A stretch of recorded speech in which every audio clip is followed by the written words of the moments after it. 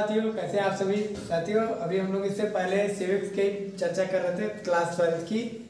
उस वीडियो में मैंने मतलब आपको पूरा एक्सप्लेनेशन किया था कि आखिर हमको क्या क्या पढ़ना है, इसमें कैसे कैसे क्या समझना है। उसके बाद हमने कहा कि आज चीज़ क्या है समझेंगे, बट वीडियो लंबी होती जा रही थी और मुझे कई मतलब कि रोक लगाया गया, मतलब मना किया गया है कि आप ज़्यादा लंबी वीडियोस ना वो करें, बच्चे जो है समझ नहीं पा रहे हैं। तो इसलिए हमने कहा ठीक है, वीडियोस को छोटे में ही पार्ट समझाएंगे, छोटे छोटे पार्ट्स में आपको वीडियो को एक्सप्लेन कर देंगे ताकि आपको भी आसानी रहे समझने और हमको भी आसानी रहे बताने में। तो जैसा कि हमने उसमें आपको बताया था कि हमको इस अध्याय में क्या क्या पढ़ना है, कैसे कैसे पढ़ना है। तो आइए अब समझते कि जो मैंने शीत युद्ध क्या है इसके बारे में आपको मैं समझा रहा था, उसके बारे में अगर मैं आपको बताने की कोशिश करूँ तो आज हम उसी की बात करेंगे कि आखिर शीत युद्ध क्या है। पहले तो हम लोग नोट कर लेते हैं फिर से एक बार कि अगर हमको शीत युद्ध में क्या है। मैंने उसमें नोट कराया था आपको कि हमको शीत युद्ध में क्या क्या पढ़ना है। शीत युद्ध क्या है, मेरा आज का जो टॉपिक है वो है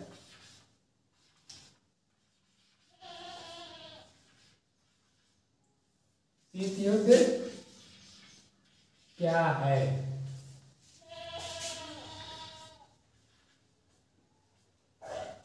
देखिए सर, जो मैंने आपको इसमें बताया था ना कि हम लोग का नंबर 1 पे आता है रूस की क्रांति, यानी सॉरी हाँ रूस की, या रूस की भी है, कई जगह हेडलाइन जो हम रूस में लिखेंगे क्योंकि कितने में लिखा है रूस में। रूस में साम्यवादी क्रांति।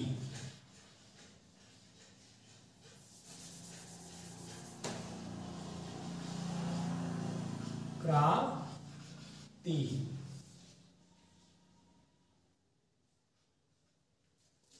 और इसी में मतलब हमको एक और मतलब और भी जो हमारा अगला है जर्मनी।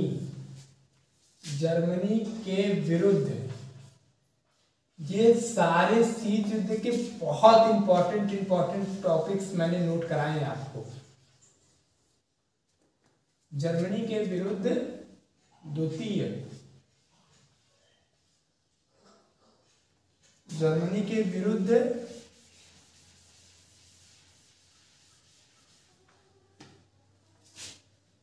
द्वितीय मोर्चा।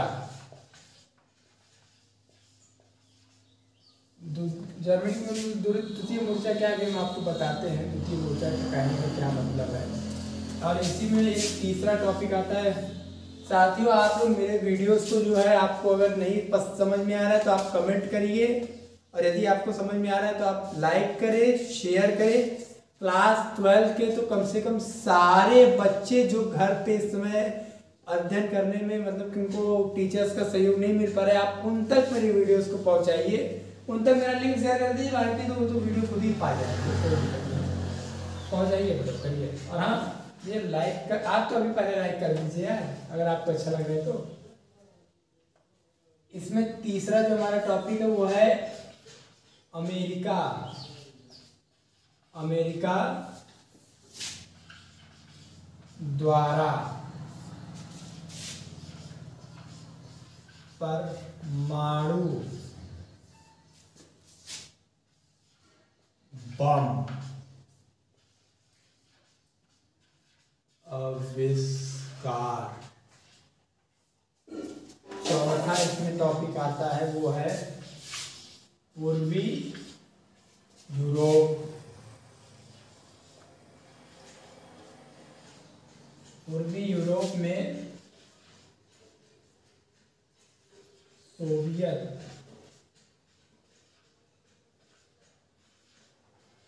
हमने सोवियत के बारे में इससे पहले वाले वीडियोस में आपको बताया है। आपने नहीं देखा तो उसे पहले देखिए, उसे जरूर देखिए। हम ये नहीं करेंगे अब आप इसको छोड़ के पहले उसे पढ़िए, आप इसे भी देख लीजिए, उसे भी समझेंगे तो आपका करेक्शन एकदम मेंटेन हो जाएगा। सोवियत सैनिक। और पांचवा इसका बहुत इंपॉर्टेंट है ये भी, चर्चिल। चर्चिल का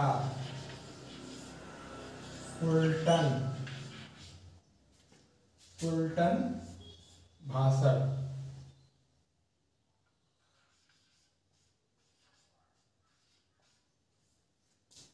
इन्हीं 5 टॉपिक को अगर हम समझ गए साथियों, अगर मान लीजिए कि एग्जाम में पूछ ले दीर्घ उत्तरीय प्रश्न में एक्सप्लेनेशन में कि आप शीत युद्ध का वर्णन करें, आप कुछ नहीं खाली शीत युद्ध के बारे में लिख दीजिए कि शीत युद्ध जो है यह 1945 से 1992 तक के बीच के दौर को हमको शीत युद्ध का दौर कहा जाता है, शीत युद्ध कहा जाता है।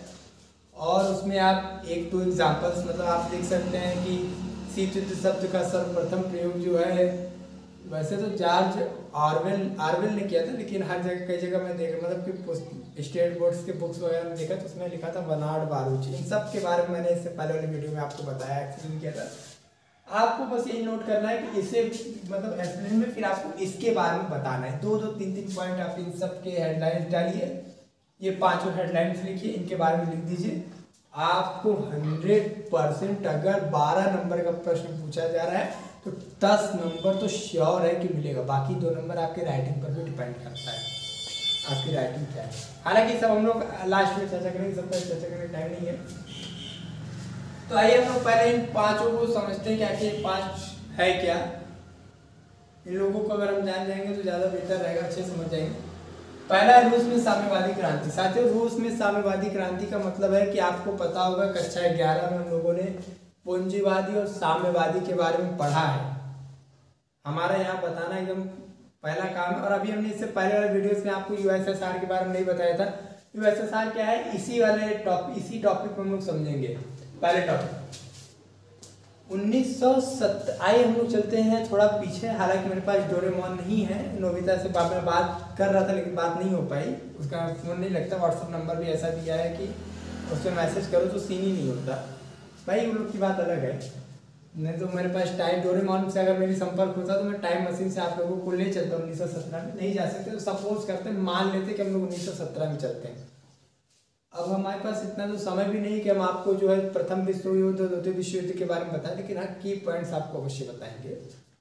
किसी दिन हम लोग चर्चा करेंगे दोनों युद्धों के बारे में स्पेशल क्लास में। तो आइए चलिए हम लोग चलते हैं 2017 में। 17 में साथियों क्या हुआ था ना कि रूस में उस समय के वहाँ के जो राष्ट्रपति थे वो लेनिन थे। लेनिन का पूरा नाम बहुत लंबा है, अभी इसलिए नहीं उनको नहीं पता कि आप शॉर्ट फॉर्म में जानिए कि उनका नाम लेनिन था। हालांकि उनको लोग संबोधन में लेनिन ही बुलाया करते थे। तो उनके उसमें वहाँ रूस में क्या है ना कि उससे पहले जो है जार का वहाँ पे शासन था जो कि समाप्त किया गया। जार का शासन समाप्त होने के बाद वहाँ पे नई क्रांति आई जिसमें साम्यवादी व्यवस्था। साम्यवादी का मतलब वो होता है कि जो सरकार द्वारा नियोजित किए जाते हैं, और पूंजीवादी वो होता है प्राइवेट सेक्टर। जैसे ले लिया जाए अमेरिका में पूरा पूंजीवादी है, मतलब पूरा प्राइवेट सेक्टर्स के अनुसार, प्राइवेट स्थिति के पूंजीवादी मतलब पूंजीपति वहाँ रहते हैं। और रूस क्या था, साम्यवादी, मतलब कि वहाँ पे सरकार निर्णय करती थी कि हाँ क्या चीज़ कैसे होगा। और अब ये आपको बताना है कि अपने भारत में क्या है, साम्यवादी है, पूंजीवादी, कौन सा वाद है, ये हम नहीं बताएंगे। हालांकि हम पूछे तो बताएंगे तो है ही, अगले लेक्चर में आपको जरूर बताएंगे कि भारत में कौन सा है। तो वहाँ पे क्या था ना कि साम्यवाद का मतलब कि क्रांति हुआ, तो वहाँ पे ये क्रांति जो लेनिन के अंतर्गत हुआ। अब अमेरिका क्या चाहती थी कि हाँ मतलब अमेरिका के उसमें जो लोग थे वो अमेरिका चाहती थी कि हम पूरा वो जो है विश्व पूंजीवादी हो जाए, प्राइवेट सेक्टर, मतलब कि वहाँ के मतलब लोगों के अनुसार काम हो। और साम्यवाद क्या कहा चाहता था, रूस क्या चाहता था कि सारा मतलब कि सारा विश्व जो है साम्यवाद हो, सरकार एक आदमी निर्णय करे और पूरा देश काम करे। अब अपने इस समय अपने भारत में देखें तो कोरोना चल रहा है और सरकार डिसीजन लेती है कि लॉकडाउन लगाना है कि नहीं लगाना है। केंद्र सरकार ने राज्य पे छोड़ा, राज्य सरकार का वो डिसीजन ली, अगर स्थिति देखी लगाने लायक है तो लगाया, नहीं तो उन्होंने क्या है कि जिलाधिकारी पे छोड़ा। जिलाधिकारी डिसीजन लेता है कि हाँ किस तरह से काम होता है। तो उसी तरह से साम्यवाद में तो वहाँ पे जो 1917 की जो क्रांति हुई रूस में, उसे हम रूस का साम्यवादी क्रांति या रूस में साम्यवादी क्रांति कहते हैं के नाम से संबोधित किया जाता है। इसी के प्रभाव को देखते हुए दोनों मतलब कि उससे पहले आपको बताएंगे, अभी आगे बताएंगे कि शीत युद्ध में मतलब कि लिखा है कक्षा 12 की, उसमें किताब में दिया है, मैंने पढ़ा भी था कि दो राष्ट्र, धुरी राष्ट्र और मित्र राष्ट्र, मित्र राष्ट्र और धुरी राष्ट्र। धुरी राष्ट्र आप अगर इसको नोट कर लियो तो हम इसको हटाएं, इसको हटा के फिर एक एक की चर्चा करा दें। ना नोट किया हो तो आप पहले आप इसको नोट कर ले ताकि हम लोगों को समझने में आसानी रहेगा, ज़्यादा दिक्कत नहीं होगी। शीत युद्ध को समझने के लिए इससे अब आपको कहीं और कुछ खोलने की जरूरत नहीं है, आपके लिए इतने ही टॉपिक बहुत इंपॉर्टेंट है। आपको पूरा पता चल जाएगा कि आखिर शीत युद्ध का कनेक्शन क्या है। अब हम लोग शीत युद्ध क्या है में है और इसकी पहली टॉपिक की चर्चा कर रहे हैं, एक्सप्लेन करके ही हम छोड़ेंगे, हम कोई भी टॉपिक मिस नहीं कर सकते। हर एक टॉपिक से आपको परिचित कराते हैं।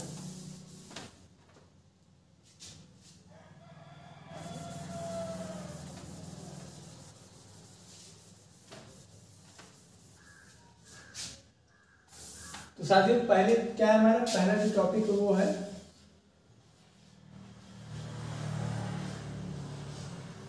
रूस में, अरे यार चलेगा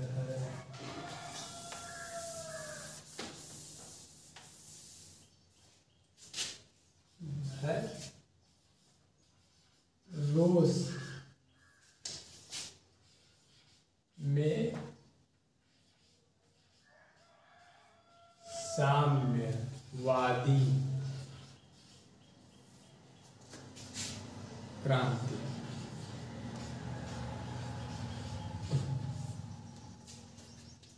ये इसमें क्या है कि साम्यवादी और पूंजीवादी मतलब कि अमेरिका, इन दोनों आपको बता दें कि जो हमने भी आपको धुरी राष्ट्र और मित्र राष्ट्र, ये मतलब कि दो राष्ट्र थे, दोनों जो विश्व युद्ध हुए थे इन्हीं दोनों के मध्य ही हुए थे। नंबर 1 पे आता है आपका मित्र राष्ट्र और दूसरे पे नंबर 2 पे आता है धुरी राष्ट्र।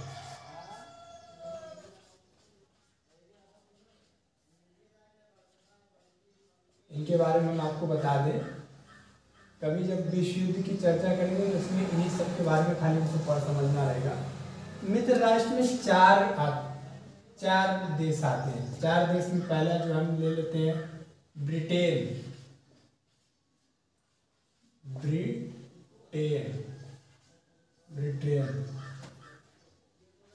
और दूसरे में जो आता है इसमें फ्रांस,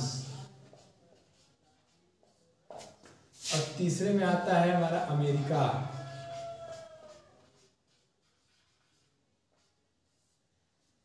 और चौथा इसी में आता है, इसको हम लोग थोड़ा नीचे लिखेंगे,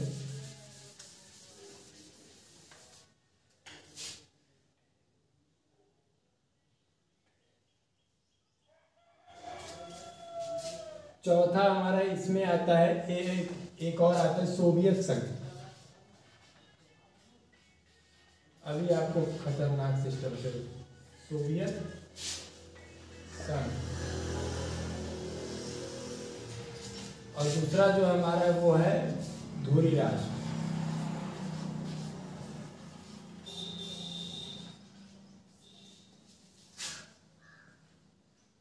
धुरी राष्ट्र में जो है हमारा आता है जापान, जर्मनी और इटली। इसमें ये 3 आते हैं और इसमें 4। इन्हीं दोनों के मतलब कि इन्हीं दोनों राष्ट्रों के मध्य द्वितीय विश्व युद्ध हुआ था। अब पॉइंट नोट करिए कि शीत युद्ध क्या है, अमेरिका और सोवियत संघ के बीच का जो है ना, बीच के दौर को हम लोग शीत युद्ध का। लेकिन अब ये है कि यार इसमें तो दो सब मित्र हैं, मित्र राष्ट्र मतलब ये फ्रांस है, ब्रिटेन है, आपका अमेरिका है, सोवियत संघ है। तो ये आखिर ऐसा क्या हो गया कि ये दोनों के मध्य जो है शीत युद्ध जैसी स्थिति पैदा हो गई। हमें यही समझना है इस पॉइंट में, इसी का थोड़ा देखना समझना परखना है। तो आपको बता दें कि जैसा हमने बताया कि अमेरिका जो है ये पूंजीवादी मतलब ये चाहता था कि पूरा जो विश्व हमारा वो पूंजीवादी हो जाए, ये पूंजीवाद का समर्थन था, और ये हमारा सोवियत संघ जो है वो साम्यवाद का समर्थन था। सोवियत संघ हमारा ये साम्यवाद का समर्थन था और ये जो है हमारा पूंजीवाद का समर्थन था। तो साथियों आपको एक चीज आप बता दें कि इन दोनों अमेरिका पूंजीवाद का वो मतलब कि इसीलिए दोनों के बीच जो है मतलब कि वैचारिक संबंध अलग, वैचारिक मतलब विचार अलग अलग होने लगे, यही पॉइंट मेन है। और इसमें जो है जब अमेरिका में रूस की क्रांति, जब सरकार की 1917 में जो क्रांति हुई उसका नेतृत्व जो है लेनिन ने किया, वो वहाँ के राष्ट्रपति थे। और आपको बता दें उनकी इस क्रांति के बाद, इसी क्रांति में सोवियत संघ की मतलब सोवियत संघ का जन्म हुआ, सोवियत संघ बना। सोवियत संघ का पूरा नाम क्या है अभी हम आपको आगे बताएंगे। यूएसएसआर इंग्लिश में उसको बता दें आपको, उसको कहा जाता है यूएसएसआर, मतलब यूनियन सोवियत सोशलिस्ट रिपब्लिक। ये जो है 15 देशों के समूह से को सोवियत संघ कहा गया। मतलब सोवियत संघ में 15 देश आते थे और जिसमें रूस सबसे मुख्य है।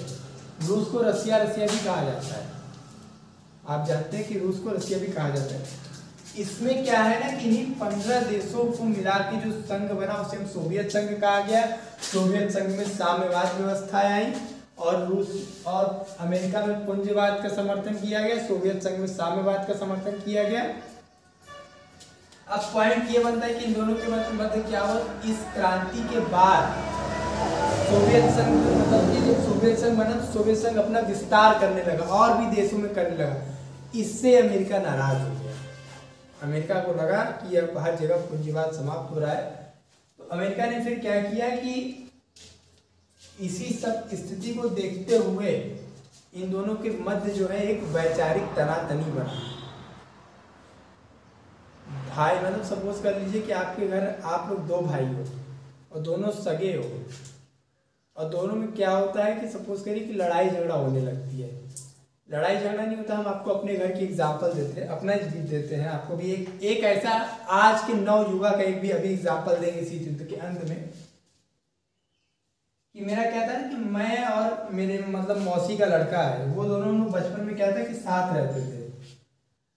हम दोनों के मध्य क्या हुआ था ना कि हम लोग क्या कि छोटे थे तो ये सोचते थे कि हम उस समय बहुत पढ़ने में हमारा मन नहीं लगता था। हालांकि पढ़ाई में मन तो मेरा आज भी नहीं लगता है, उस समय भी नहीं लगता था। वो हमसे तेज था और हम उससे कमजोर थे। लोग उसकी बड़ाई करते थे, हमारी कोई बड़ाई नहीं होती थी, हमें कोई सब कुछ समझते ही नहीं थे, हम थे भी नहीं। भाई हम आज भी मेरा पढ़ाई में एकदम मन नहीं लगता है। ये तो खाली क्या है कि किताबें मैं खोल के बैठ जाता हूँ, उसका ही जो आपके सामने मैं थोड़ी चर्चा कर लेता हूँ बस। तो हम दोनों में भी शीत युद्ध जैसी स्थिति बनी रहती थी। मतलब हम लोग एक दूसरे को ना मार सकते थे, मार भी नहीं सकते थे, ना कुछ कह सकते थे, लेकिन हम लोगों में जो है उसकी एक ईर्ष्या बना रहता था। एक तरह से कहा जाए, सामान्य बात में पता है, हम लोग एक दूसरे से थोड़ा जेलस फील करते थे, कि जेलस रखा करते थे।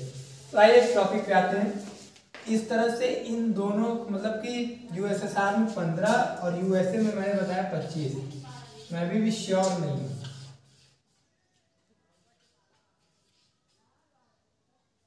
अगर हम यूएसएसआर में 15 देशों की बात करें तो जैसे आपका हो गया यूगोस्लाविया, रोमानिया आदि, रूस, ये सब यूएसएसआर के। यूएसए में बात करें तो फ्रांस, ब्रिटेन, अमेरिका, ये सब इसमें आते हैं। और भी देश हैं यूरोप के, कई देश आते हैं। तो इस तरह से मतलब कि धुरी राष्ट्र, मित्र राष्ट्र में ये ऐसे संबंध बने। तो रूस की साम्यवादी क्रांति में अगर आपको लिखना रहेगा तो आप लिख सकते हो कि 1917 की क्रांति, 1917 में रूस में जॉर्ज के स्वच्छ राजनीति को हटा के नई अंतरराष्ट्रीय व्यवस्था लाई गई, जिसे लेनिन जो कि वहाँ के राष्ट्रपति थे उन्होंने इसका समर्थन नेतृत्व किया और उनके द्वारा इसे करके एक नए संघ का गठन किया गया, जिसे यूएसएसआर, सोवियत संघ कहा जाता है।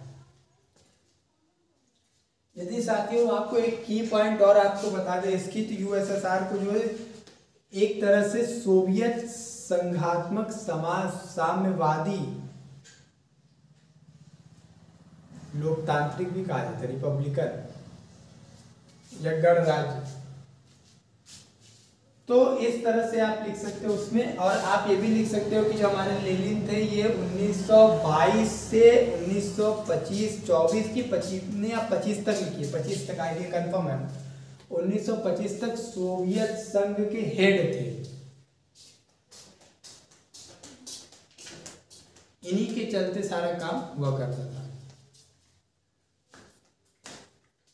तो अब जो है अगला हमारा है, बस आपको इतना ही इसमें नोट करना है, अधिक आपको कुछ नहीं ना लिखना है ना समझना है। आप खाली इतना ही लिख देंगे, आप समझ लीजिए कि आपका ये पूरा हो जाएगा और आपको अच्छे खासे नंबर भी मिलेंगे। अगला हमारा इसमें जो दूसरा टॉपिक आता है शीत युद्ध में, वो है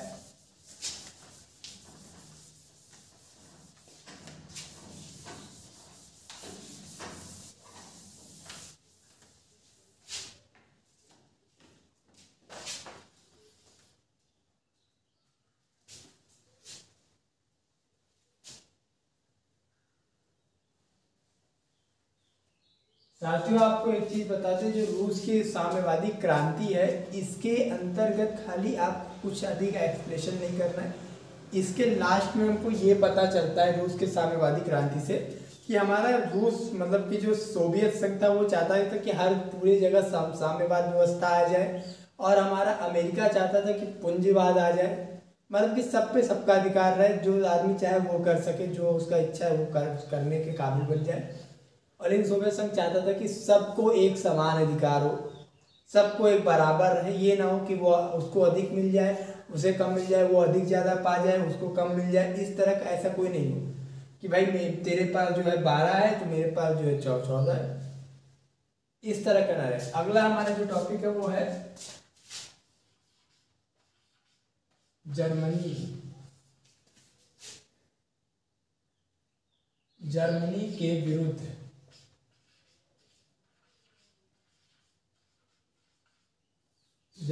विरुद्ध द्वितीय मोर्चा।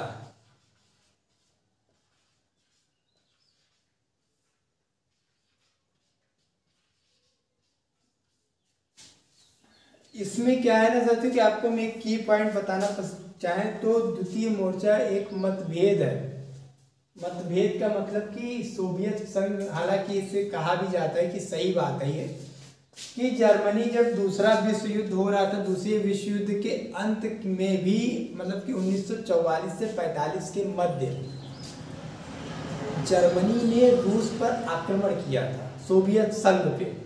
तो सोवियत संघ ने पश्चिमी देश और अमेरिका से उसके विरोध में दूसरा मोर्चा निकालने की बात कही थी, लेकिन अमेरिका और पश्चिमी देशों ने इसे जानबूझकर अनसुना कर दिया और इस पर कोई ध्यान नहीं दिया।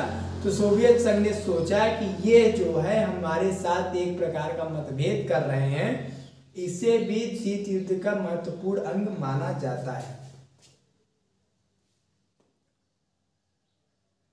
बस इसमें इतना ही लिखना है और आपको इसमें कुछ एक्सप्लेनेशन नहीं करनी कि जर्मनी और जब दूसरा विश्व युद्ध, द्वितीय मोर्चा का मतलब है कि दूसरा मोर्चा।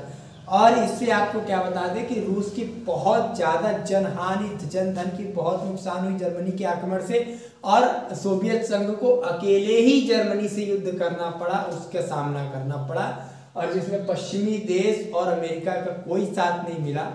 और जबकि मित्र राष्ट्र में चारों एक साथ हैं, सोवियत संघ ने अमेरिका का सहयोग किया पूरी तरह से, तो सोवियत संघ ने सोचा कि अमेरिका भी हमारा पूर्ण सहयोग करेगा, कर रहा है।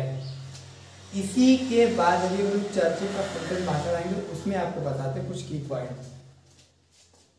और इस जनधन हानि की हुई थी तो इसका भी हम आगे आपको एक की पॉइंट और भी नोट कराएंगे, वो भी बहुत महत्वपूर्ण माना जाता है। अगला है हमारा अमेरिका।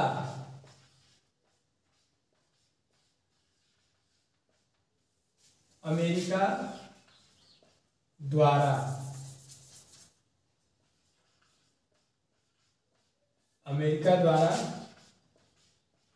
परमाणु बम आविष्कार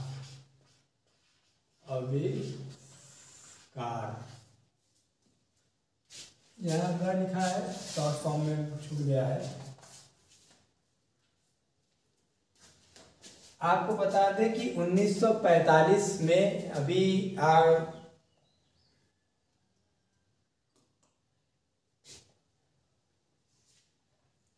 1945 में 6 अगस्त और 9 अगस्त, ये 2 दिन 1945 का ऐसा है कि अमेरिका द्वारा जापान के 2 शहर हिरोशिमा और नागासाकी पे परमाणु बम गिराए गए थे। हालांकि लोगों का कहना था कि भाई जापान मतलब कि जापान जो है वो झुक रहा है, वो अपना समर्थन कर रहा है, मतलब वो युद्ध बंद करके मतलब कि नहीं करेगा, सब एक तरह से कहा जाए तो झुकेगा, अब नहीं होगा। लेकिन इसको जो है मतलब कि लोगों का आलोचना करते, लोग की कहते कि अमेरिका ने ये जो है जानबूझ के ऐसा किया, जानता था अमेरिका कैसा होने वाला है, लेकिन उसको इस पे ना ध्यान देखो, उससे परमाणु तो अमेरिका में द्वारा जो परमाणु बम का आविष्कार किया गया तो इसकी खबर सोवियत संघ को बिल्कुल नहीं थी। सोवियत संघ को ये अमेरिका ने नहीं बताया, हालांकि इसने अमेरिका ने ब्रिटेन और फ्रांस के साथ इसकी चर्चा भी की, उन दोनों को साथ में बैठक मीटिंग्स हुए, उन लोगों को बताया कि हाँ बन, लेकिन सोवियत संघ को इसने तनिक भी भनक तक नहीं लगने दिया कि हाँ हम लोग जो है परमाणु बम बना रहे, आविष्कार कर रहे। तो सोवियत संघ को लगा कि ये जो है हमारे लिए सही नहीं है, इन्होंने हमें ना बता कि हम पर एक विश्वासघात कर रहे हैं।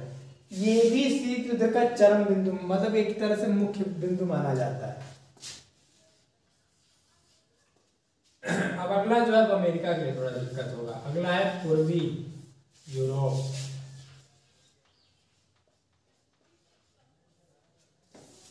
पूर्वी यूरोप में सोवियत सेनाएं या सोवियत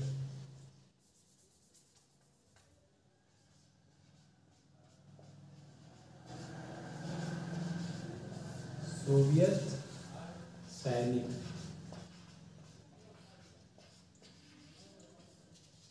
साथियों, पूर्वी यूरोप में सोवियत सैनिक का तात्पर्य ये कहने का है कि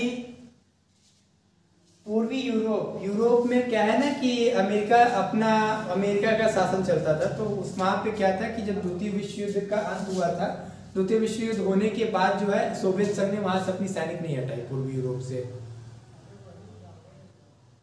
जैसे पूर्वी यूरोप में यूगोस्लाविया और रोमानिया, मतलब ये ऐसे कई देश थे कि जहाँ से उसने जो है अपनी सैनिक नहीं हटाई। तो अमेरिका को लगा कि अगर यहाँ इसकी सैनिक रहेगी, यहाँ पे इसका सैन्य व्यवस्था रहेगा, तो यहाँ पे जो है साम्यवाद आ जाएगा, जो कि रूस की, अभी हमने बताया था ना, रूस की क्रांति से पहले रूस की क्रांति में जो साम्यवाद व्यवस्था बनाई गई थी, और अमेरिका यही नहीं चाहता था कि हर जगह रूस का साम्यवाद व्यवस्था है, इसीलिए उसने जो है इसको हटाया, मतलब कि वहां से इनको हटाने के लिए कहा कि आप अपनी सैन्य व्यवस्था वहां से हटा ले, ना हटाया। इसका भी एक तरह से मत विभेद हुआ, और अमेरिका को लगा कि यहाँ पे अगर ये रहेगा, अमेरिका और पश्चिमी देशों को लगा कि अगर यहाँ पे इसकी सैन्य व्यवस्थाएं रहेगी तो इससे जो है हम ही को नुकसान होगा, मतलब यहाँ पे भी जो है पुंजवाद ना होकर साम्यवाद का लोग समर्थन करने लगेंगे, साम्यवाद व्यवस्था आ जाएगी। और ऐसा अमेरिका बिल्कुल भी नहीं चाहता था कि ऐसा हो। इन दो शीत युद्ध का सबसे बड़ा रीजन साम्यवाद और पुंजवाद ही है, और कुछ नहीं है। हालांकि बाद में हटाया गया, वो तो बात करता। अंतिम है इसमें चर्चिल का फुलटन भाषण।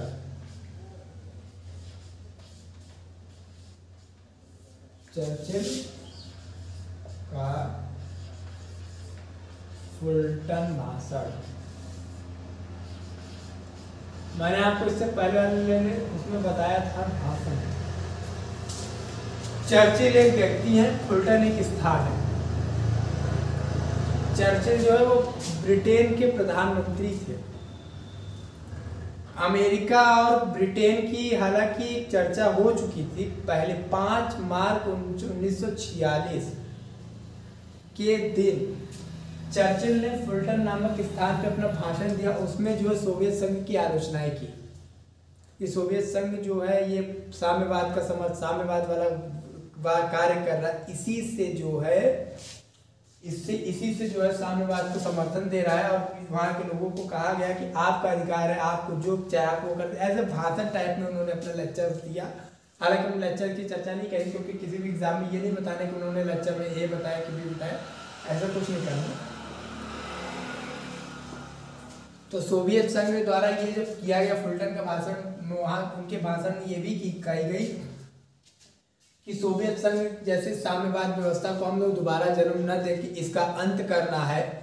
मतलब उन्होंने सोवियत संघ के विरोध में बहुत सारी बातें बोली, और उसके बाद जो वहाँ का जो सोवियत संघ में मतलब कि रूस के जो अखबार वगैरह थे, उसमें जो है अमेरिका के खिलाफ आलोचनाएं आने लगी। मतलब कि फॉर एग्जांपल जैसे अपने इंडिया में देख लिया जाए तो क्या होता है कि एक पार्टी दूसरे पार्टी के विरोध में मीडिया वाले जो है मतलब भाषण, मतलब मीडिया वाले क्या करते हैं कि 4 आदमी को बैठा लेंगे, एक बीजेपी का रहेगा, एक आम आदमी पार्टी का रहेगा, एक बहुजन समाजवादी पार्टी का, इस तरह से कई पार्टियों को बैठा लेंगे और उस पर जो कोई टॉपिक छोड़ देंगे, वो उधर से अपना बोलेगा, वो उस पर चर्चा सुनाएंगे। इसी तरह से मतलब कि एक दूसरे के खिलाफ जो है होने लगा बहुत से। चर्चिल का फुलटन भाषण ये समझ लो सोवियत संघ को बहुत मतलब कि शीत युद्ध को सबसे पहले जन्म देता है। इस तरह से आज का जो शीत युद्ध का मेरा था, हमने एक्सप्रेशन पूरा कर दिया। यही 5 चीजें आपको अगर समझ में आ गई, आपने अगर इसका एक्सप्रेशन कर दिया, आपको शीत युद्ध में कुछ और बताने की जरूरत नहीं है। इन्हीं 5, हालांकि 4 लिखा है, एक हमने मिटा दिया, उसको एक जो है नीचे लिख दे रहे हैं, आप समझ जाइएगा। हमारा 5 पूरा हो जाएगा। रूस में साम्यवाद, रूस में साम्यवादी क्रांति, यही 5 चीजें शीत युद्ध का सबसे प्रमुख कारण माना जाता है। इन्हीं सबके चलते शीत युद्ध का जन्म हुआ।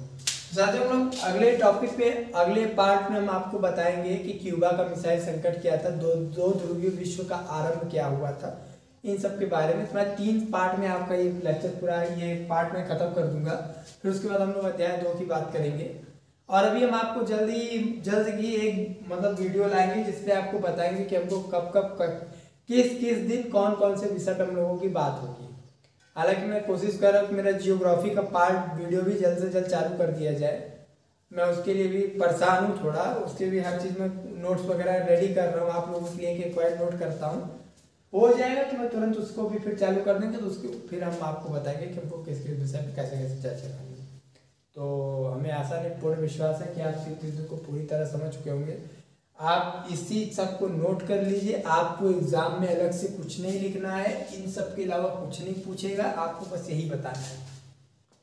तो हम आपको एक और चीज भी बताएंगे अगले लेक्चर में कि अमेरिका ने सोवियत संघ के लिए एक तो लैंड लीज सहायता चालू की थी। लैंड लीज सहायता का मतलब हम आपको अभी बता दें कि जो जापान का जो मतलब जर्मनी के विरुद्ध द्वितीय मोर्चा हुआ था, तो इसमें जर्मनी ने जो रूस पर आक्रमण किया था सोवियत संघ पर, तो सोवियत संघ में जो जन धन की हानि हुई थी उसका तो भरपाई जर्मनी से लिया गया, वो तो भरपाई जर्मनी ने किया। लेकिन उसके अलावा अमेरिका ने जो है सोवियत संघ को जो है एक लैंड लीज सहायता की तरह कुछ मतलब कि उसको जो है कुछ दिया करता था, धनराशि देता था, उसे भी अमेरिका ने बंद कर दिया, नहीं दे रहा। और ये भी मतलब कि एक तरह से महत्वपूर्ण आता है शीत युद्ध में, क्या रीजन है शीत युद्ध में।